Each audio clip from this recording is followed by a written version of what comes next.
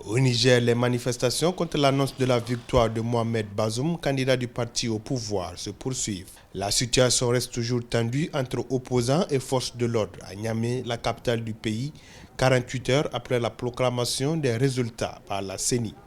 À Losagungu, un quartier de Niamey, des centaines de manifestants ont vandalisé et saccagé plusieurs domiciles privés, dont celle appartenant au journaliste Moussa Kaka, promoteur de la radio et télévision Saronia et correspondant de RFI à Niamey. De derrière, ils ont cassé tous les frigos, tous les climatiseurs sont cassés, donc ils ont défoncé, et puis voilà ce qui s'est passé. Comme dégâts matériels, bon, ce qui s'est passé, c'est l'agression qu'il faut condamner en fait, quoi. C'est l'agression, quoi, parce qu'ils sont venus tuer, brûler. Et c'est moi qui cherchais, c'est ma personne qui cherchait. Bon, moi, je suis un individu, je suis un journaliste.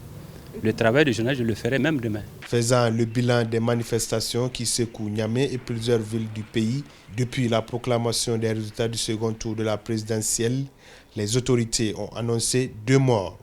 468 personnes ont été interpellées. D'autres personnes sont activement recherchées dans le cadre de ces troubles, selon les autorités.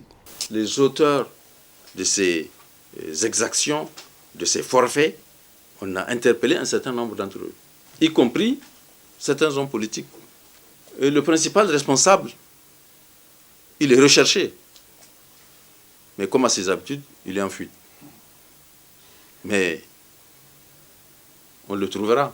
Pour rappel, depuis la proclamation de Mohamed Bazoum vainqueur du second tour de la présidentielle avec 55,75% contre 44,25% pour le candidat de l'opposition Mahaman Ousmane, des violentes échauffourées opposent les militants de l'opposition aux forces de défense et de sécurité.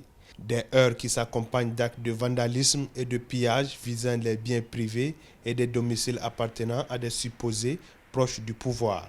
À noter que pour la seconde journée consécutive, l'Internet est toujours bloqué dans tout le pays, particulièrement à Niamey, la capitale.